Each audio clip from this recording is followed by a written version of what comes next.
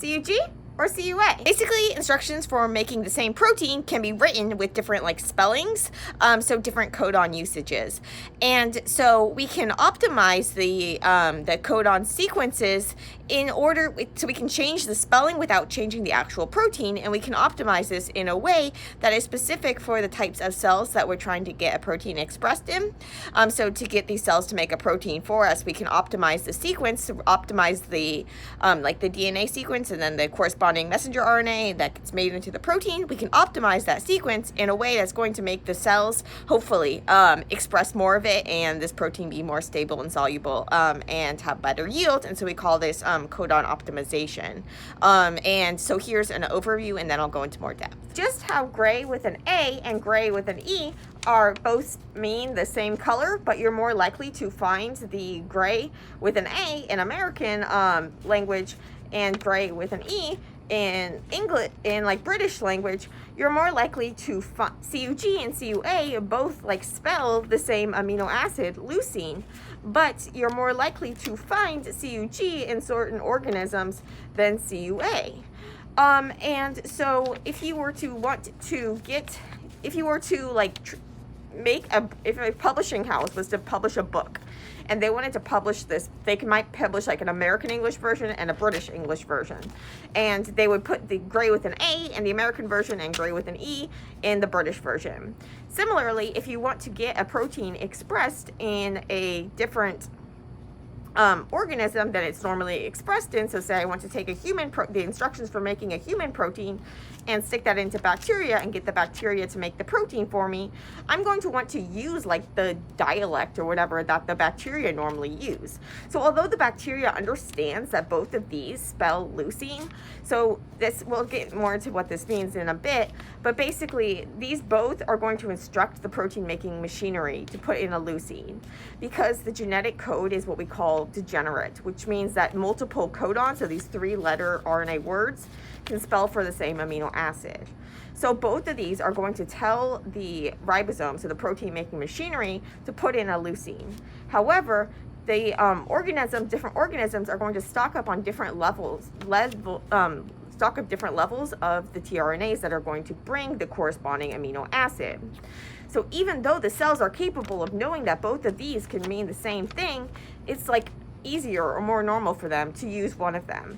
And so if we want to get those cells to make a protein for us, we want to use like the dialect that they normally use. So we want to avoid using rare codons, so things that they don't have many tRNAs for, things that they don't use that often, and instead use codons that they do use more often. We wouldn't want to use them like all the time, because then we just deplete them. But you can kind of like harmonize to use like the same sort of levels as the cells normally use. But that's not all that matters. So if you were to make an American English version and a British English version of a book, you're not just going to change the spelling of like gray and honor and stuff, and like put those U's in places that that you see extra U's and stuff.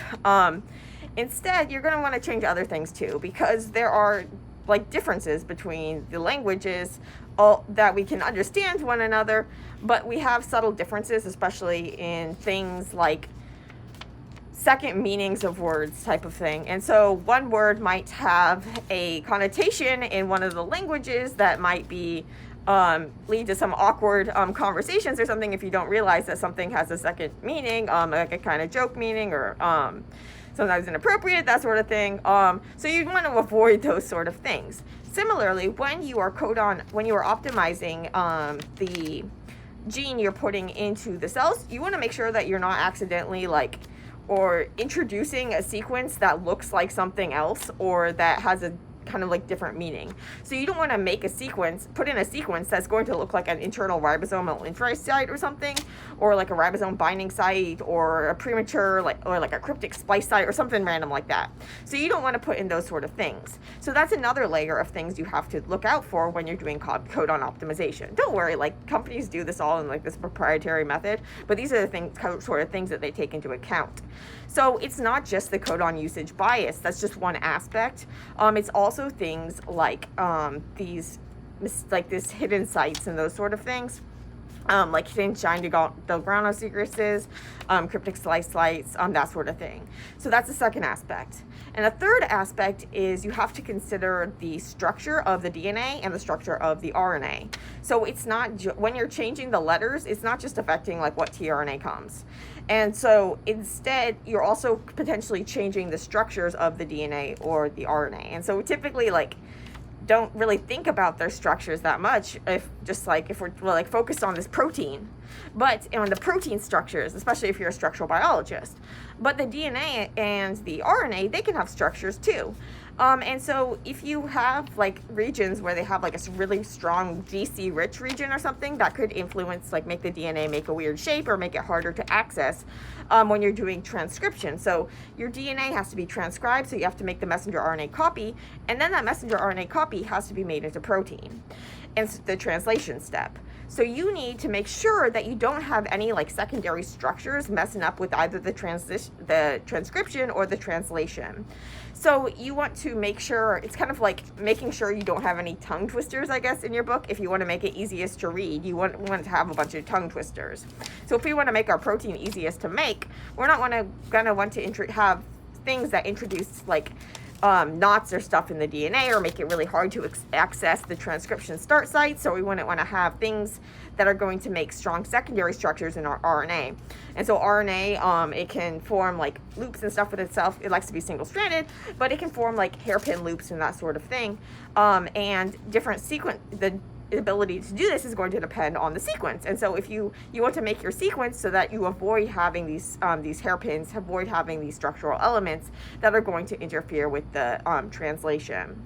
So those are just a few of the main things that go into codon optimization. And so that's just a basic overview. And now let's go look in a little more detail, as well as kind of strategies other than codon optimization.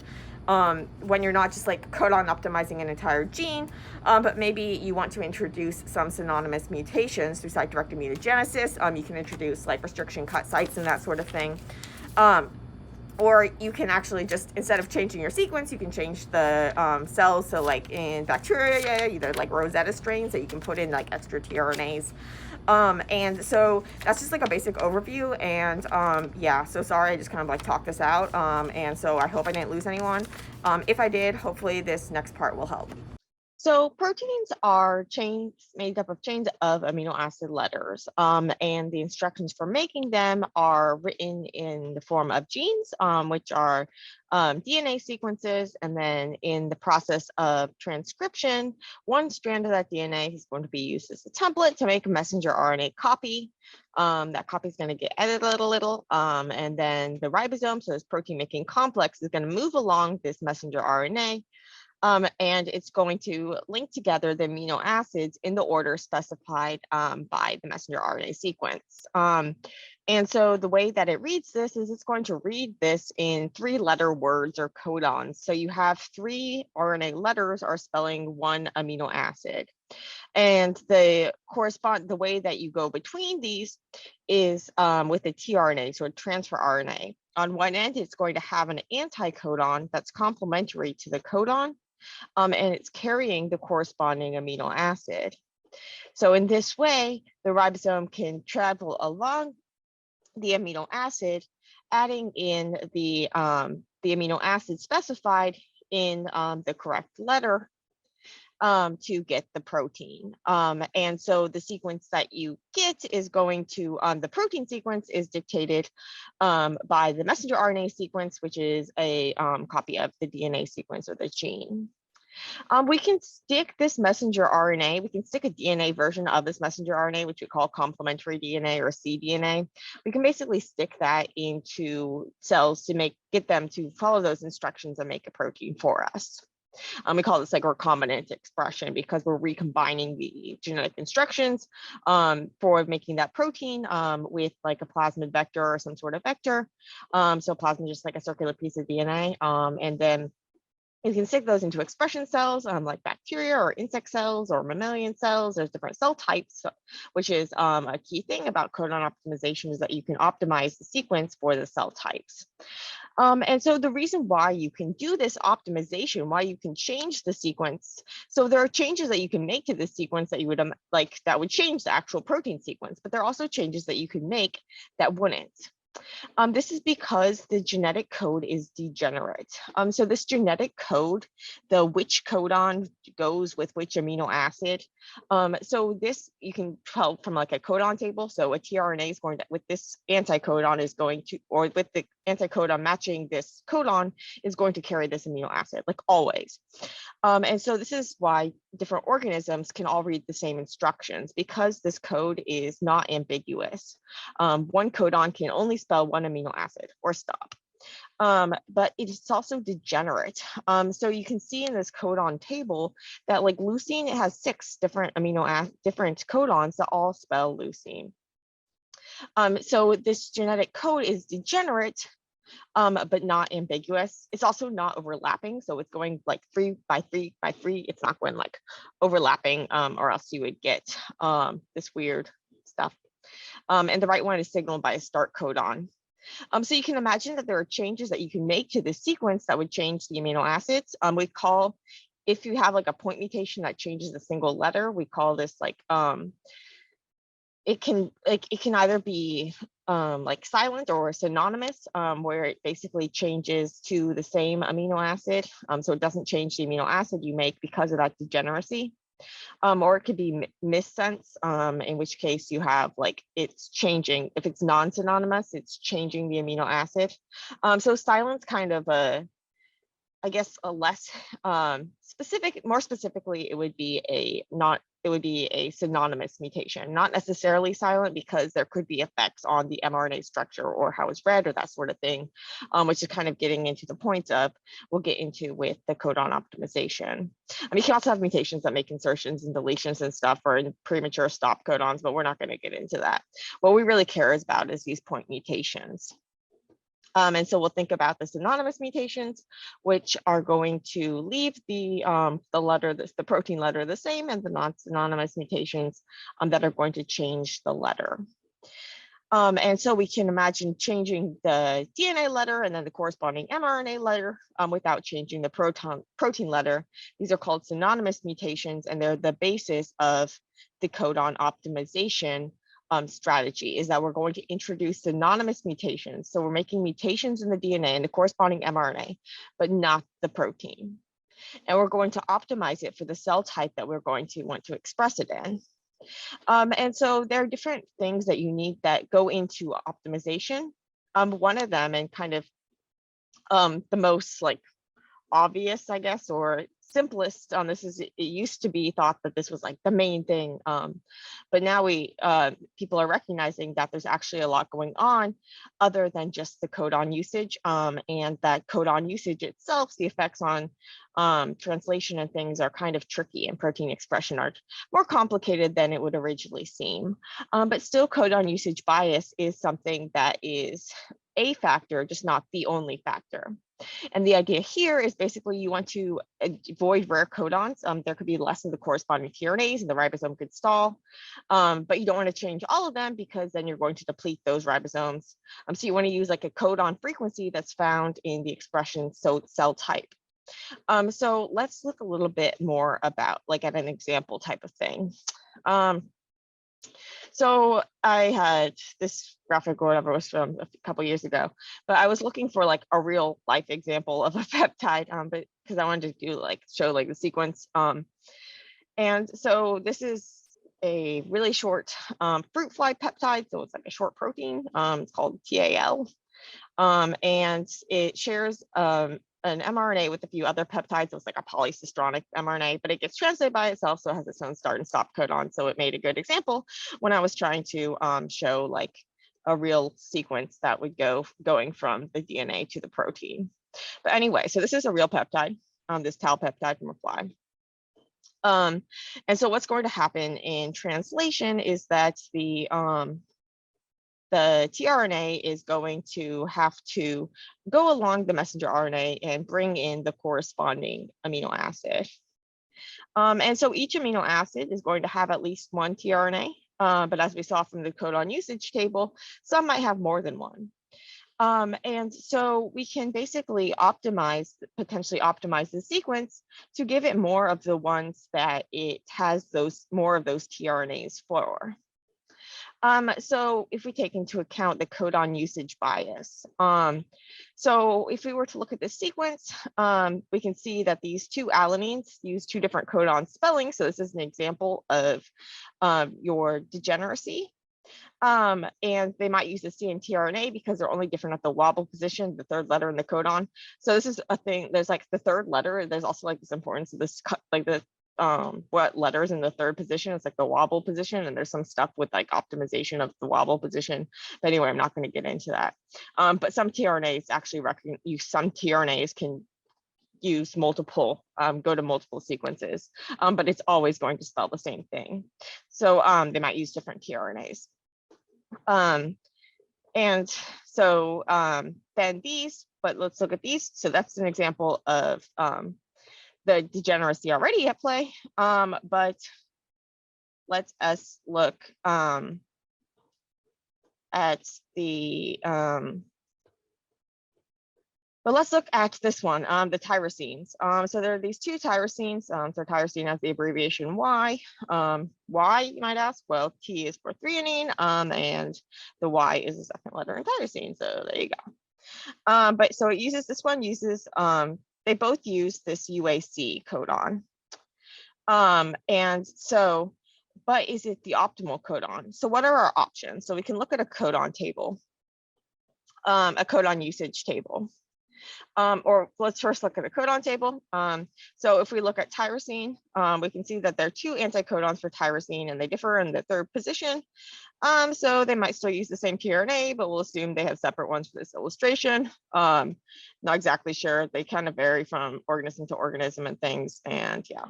But which one is optimal for our expression system? So you can see tyrosine, our options are UAU and UAC. In the Drosophila sequence, it has this UAC, which makes sense because in Drosophila, they use UAC 63% of the time and UAU only 37% of the time.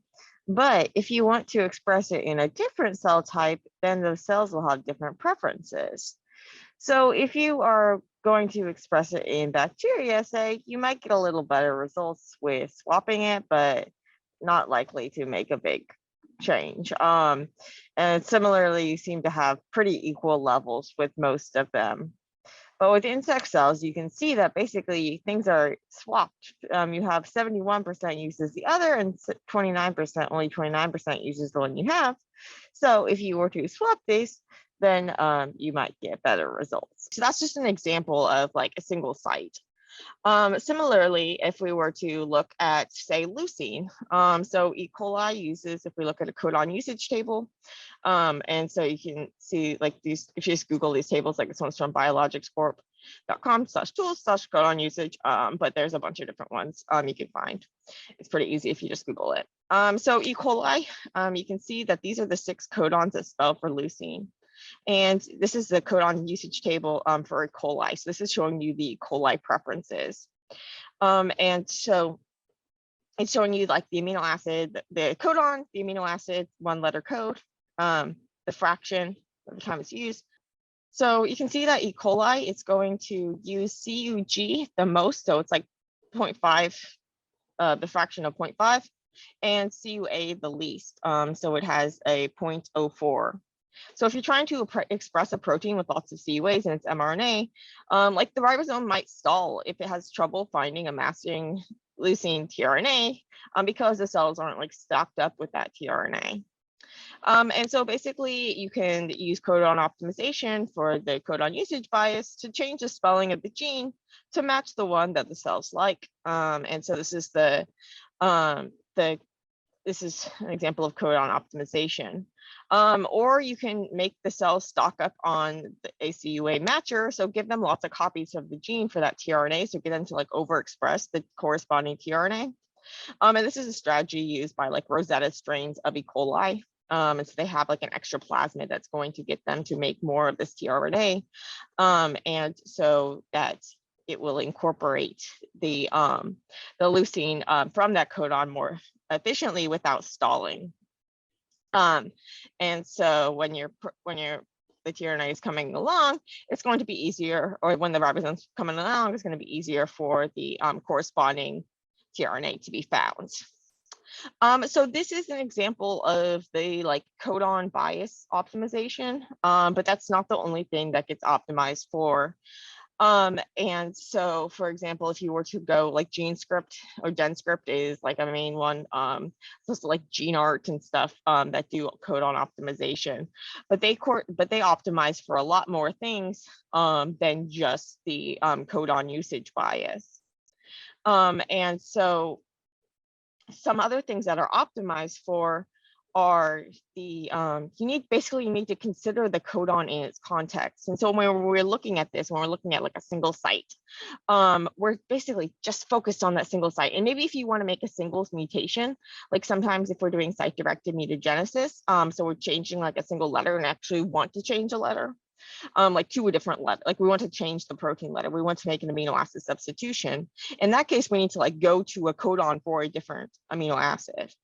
But we have basically, if we were to want to introduce a leucine where there was normally like a valine, or there was normally some, I don't know, something else, what we would do is we could go to a table and see, okay, well, which one would be best to put in?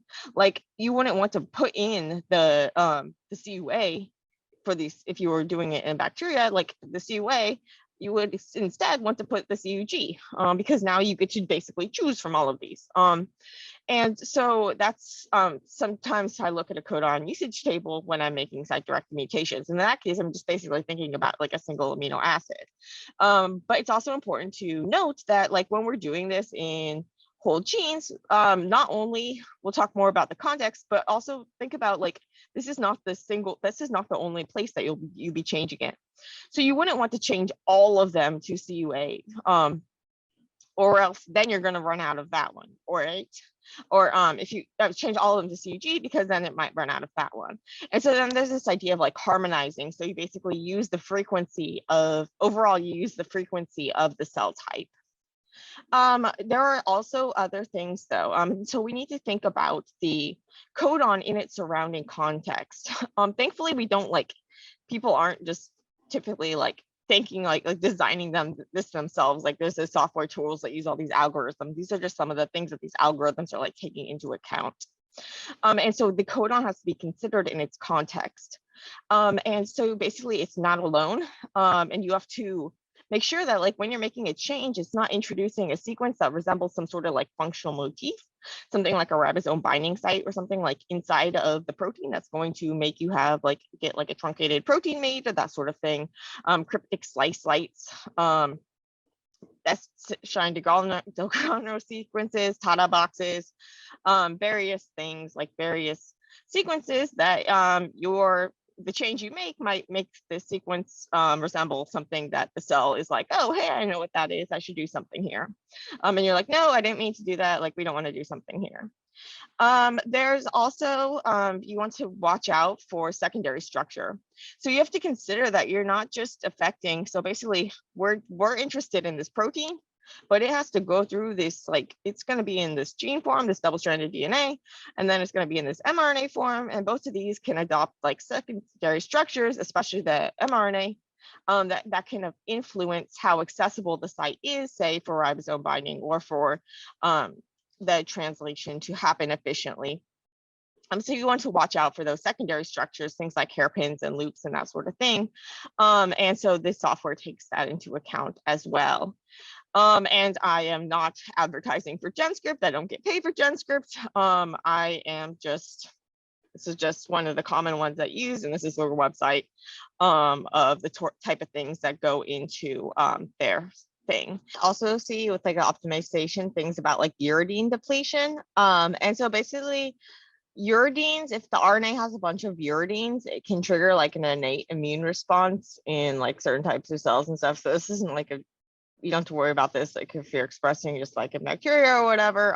But when people are doing things like mRNA for vaccines or protein expression in humans, then having a bunch of uridines can be a problem because it's setting off like it's binding to these like receptors and setting off these innate immune responses. And so actually figuring this is like well, specifically unmodified uridines. So in our cells, a lot of uridines actually get modifications, like pseudouridine modifications or other modifications. And so one of the key findings of Codon Kerko, who was like one of the key people behind like mRNA vaccines, was actually finding that modifying the uridines actually decreased the immunogenicity, so the cells wouldn't just like degrade the mRNA that you put in. And so that's what the whole like uridine depletion thing is that they can make it so that if instead of modifying the uridines, which they can use like synthetic uridines or whatever, but if you want the cells to make more of it and that sort of thing, you can't really just do that if you're not putting in the mRNA, if you're putting in the gene. But you can change the sequence to avoid having a bunch of U's. And so that's the whole uridine depletion thing, if you get confused about that. And a cool connection to things today. They also had a good webinar that I'll link you to, which also pointed me to this cool paper. This was published in 2009 in Science, Kudla et al., coding sequence determinants of gene expression in E. coli. And basically they made a synthetic library of genes for GFP. So these had a synonymous, random synonymous mutations. So they were changing the DNA and the mRNA without changing the protein. And they then expressed them in E. coli, and because you have GFP, it's fluorescent, so it will shine and you get a readout of how well it's made. And they found that codon bias did not correlate with gene expression, but instead it corresponds that the codon bias influenced the global translation efficiency and cellular fitness, so it made the cells happier, but it didn't increase the expression of that specific gene specifically. And so instead, they found that the biggest determinant was actually the stability of the mRNA folding near the ribosome binding site, which can explain more than half the variation in protein levels. And so there's a lot of things that go into the expression of a protein. Another thing that they were talking about in that webinar I heard is that like the sequence of sometimes your cells like purposely use a rare codon, and it can help with like protein folding and that sort of thing. If your protein, like if it needs to kind of stall a little bit at a certain point in order for the part that's come out of the ribosome to kind of like fold up and that sort of thing. So the codon usage can also influence things like functionally important things, which is one of the reasons why instead of like calling things like silent mutations, we should instead say synonymous mutations. Although silent is commonly still used, and that's why it was on that slide, but I'll fix that. And so synonymous mutations, because they're not changing the protein, but they can be changing other things. And this is also just like a really fascinating thing, is that a lot of the focus is on changes that non-synonymous mutations, so things that change the protein. And that's kind of like easier to conceptualize and to think about and to test the importance of various things. But it's also important to note that like synonymous mutations can also have consequences on things like protein expression, things like splicing, and various processes in cells. And so all the stuff about like junk DNA and that sort of thing. So you could also have changes in non-coding regions. So you don't even talk about having a synonymous mutation there because there's no protein being made. But these sequences can still make binding sites and various things. So there's a lot of cool stuff going on in mutations not like cool stuff, but there's like, that sounded really weird. But there's a lot of interesting biology that happens when you have changes in DNA in sequences that aren't actually making proteins. And so this is like a lot of like evolutionary stuff and really cool regulatory stuff, various cool things. And so not just bad things. And so, yeah, just like something to be aware of. Another thing to be aware of is, so we can also sometimes introduce synonymous mutations in order to introduce or remove, if you don't want one there, a restriction enzyme cut site. And so restriction enzymes are these site-specific DNA nucleases that are going to basically recognize a specific DNA sequence and bind and cut. And so we use these a lot when we're doing like cloning sometimes, or when we want to test things, like whether the thing has a site or not. And so sometimes when we're doing cloning or whatever, we want to introduce a site so that we can get it to cut, so we can then like stitch pieces of DNA together. And so we can introduce or remove site recognition sites by changing the DNA letters, but without changing the protein. And so this is another strategy. And there's this like tool called like WhatsApp, or not WhatsApp, WhatCut, WATCUT, which helps you find like cut sites and mutations that you can make, synonymous mutations you can make, in order to introduce cut sites for various restriction enzymes.